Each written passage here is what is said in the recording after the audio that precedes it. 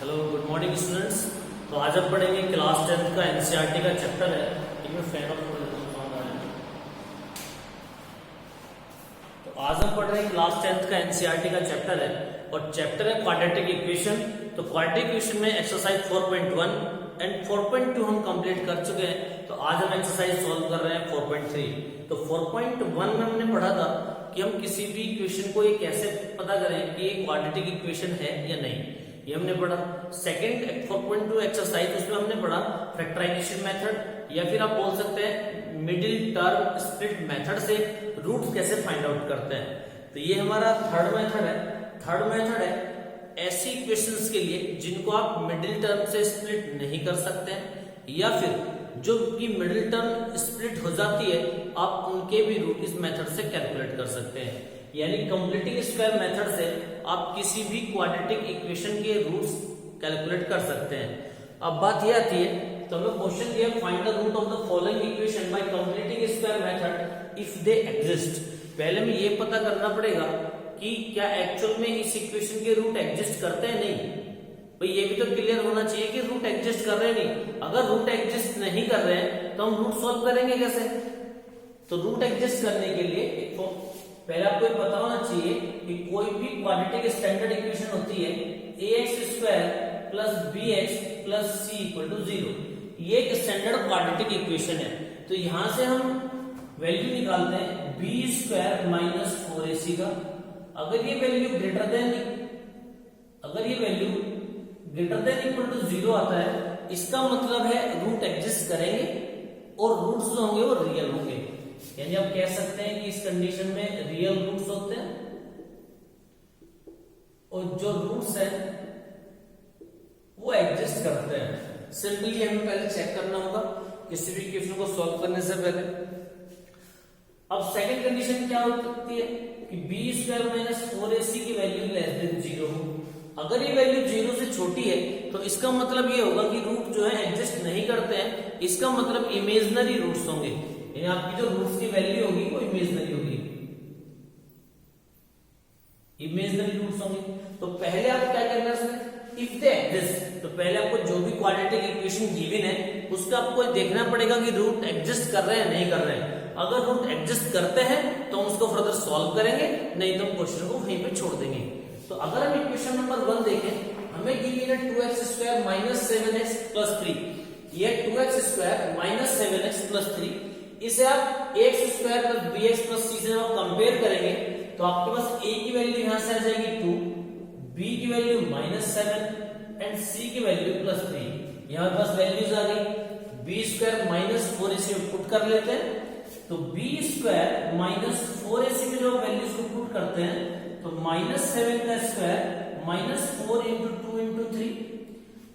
तो आपको पता होना चाहिए कि अगर आप माइनस का किसी भी वैल्यू का स्क्वायर करते हैं, स्क्वायर का मतलब होता है एब्सोल्यूट पॉजिटिव। तो कोई भी माइनस का नंबर वो अपना प्लस में आ जाएगा। तो 7 का स्क्वायर करेंगे 49 और 4 टू 8, 8 3 24। तो आपके पास हो गया 25। तो 25 ग्रेटर देन इक्वल टू 0 है, तो आप लिख देंगे कि रूट जो है इसके एग्जिस्ट करेंगे। यानी क्लियर हो गया कि इसके रूट एग्जिस्ट करेंगे। तो अगर रूट एग्जिस्ट करते हैं तब हम रूट को सॉल्व करते हैं। और रूट सॉल्व कैसे करना है, देखो पहले आपने क्या सीखा, रूट एग्जिस्ट करते हैं नहीं करते चेक करना आपको आ गया होगा।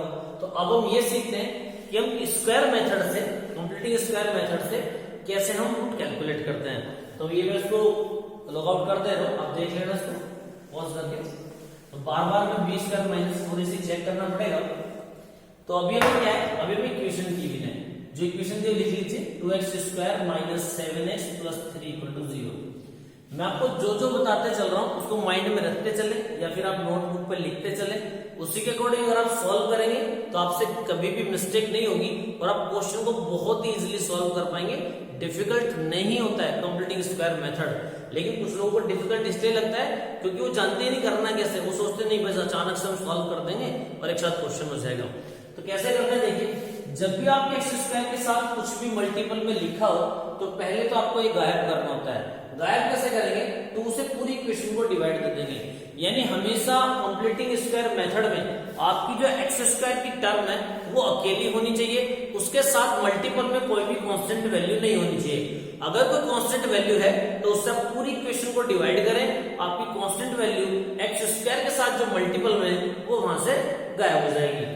हम क्या करेंगे, पूरी इक्वेशन को 2 से डिवाइड करेंगे, तो 2x स्क्वायर बाई 2 माइनस के 7x by 2 plus 3 by 2 equal 0 by 2। तो आपको पता है 2 से ये 2 कैंसिल आउट हो जाएगा, ये हो जाएगा x square minus 7 by 2x plus 3 by 2 equal 0। यहां तक आपने कर लिया।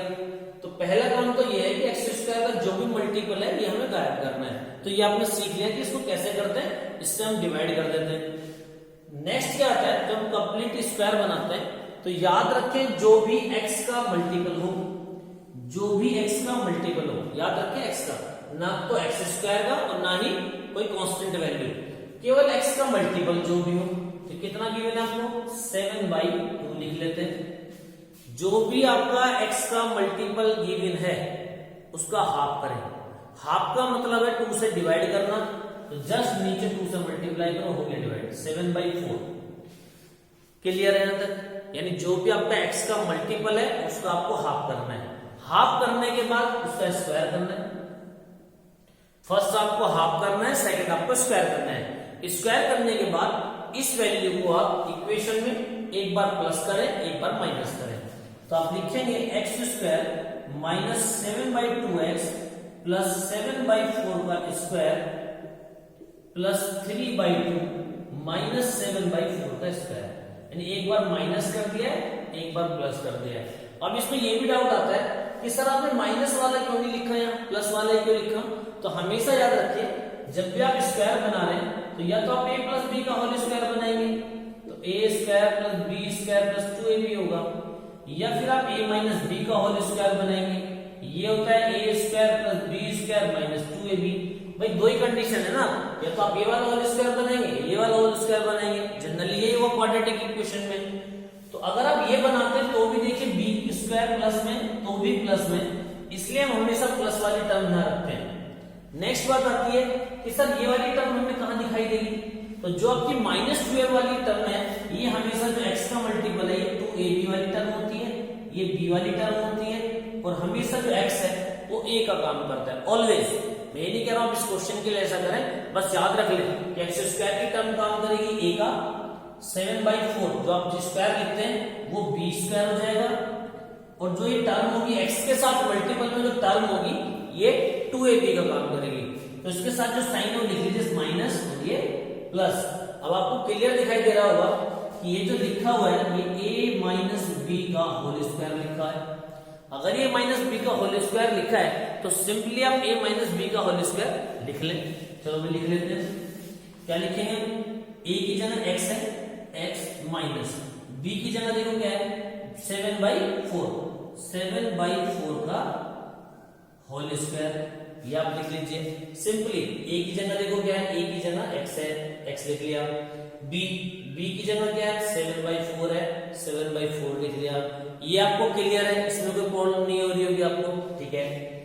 आगे देखते हैं क्या लिखा है 3 बाई 2 प्लस 3 बाई 2 माइनस, अगर आप 7 का स्क्वायर करेंगे तो 49, और 4 का अगर आप स्क्वायर करेंगे तो 16 इक्वल 0 हो जाएगा। यहां तक तो कोई डाउट नहीं होगा आपको। नेक्स्ट देखते हैं क्या लिखा है, इसको ऐसे लिख लीजिए x माइनस 7 बाई 4 का होल स्क्वायर। अगर आप 16 और 2 का एलसीएम लेंगे तो क्लियर है कि जो एलसीएम है वो कितना आएगा, 16 आएगा। 16 एलसीएम आ गया, 24 माइनस 49 इक्वल 0, या प्लस का साइन है। x माइनस 7 बाई 4 का whole square minus 25 by 16 equal 0, ये हो जाएगा x माइनस 7 बाई 4 का होल स्क्वायर, इसे इक्वल के उधर ले जाइए 25 बाई 16, देन ये हो जाएगा x माइनस 7 बाई 4 का होल स्क्वायर इक्वल टू, अब देखिए स्क्वायर है तो इधर किसमें जाएगा, रूट में चला जाएगा।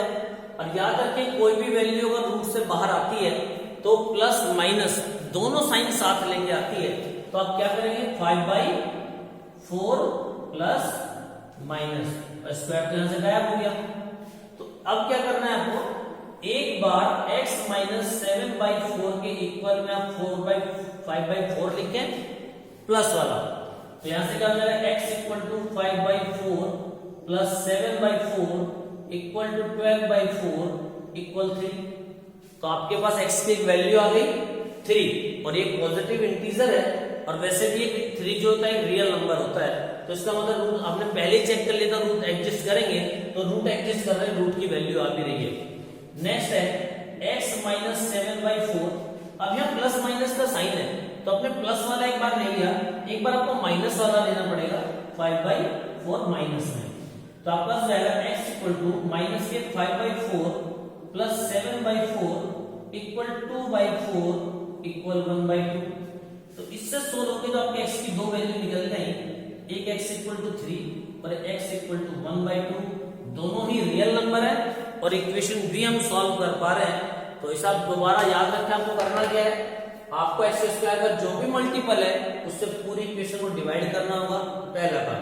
दूसरा, x का जो भी मल्टीपल आपको मिलता है उसका आप हाफ करेंगे, 7/2 का हाफ होता है 7/4, उसका होल स्क्वायर करेंगे, एक बार प्लस करेंगे एक बार माइनस करेंगे, प्लस वाली टर्म को हम कंप्लीट स्क्वायर बनाने में यूज करेंगे, जो एक्स स्क्वायर वाली टर्म होगी वो a की टर्म होगी, जो x के साथ मल्टीपल में होगी वो 2ab की टर्म होगी, जो लास्ट में स्क्वायर करके लिखेंगे वो b की टर्म होगी।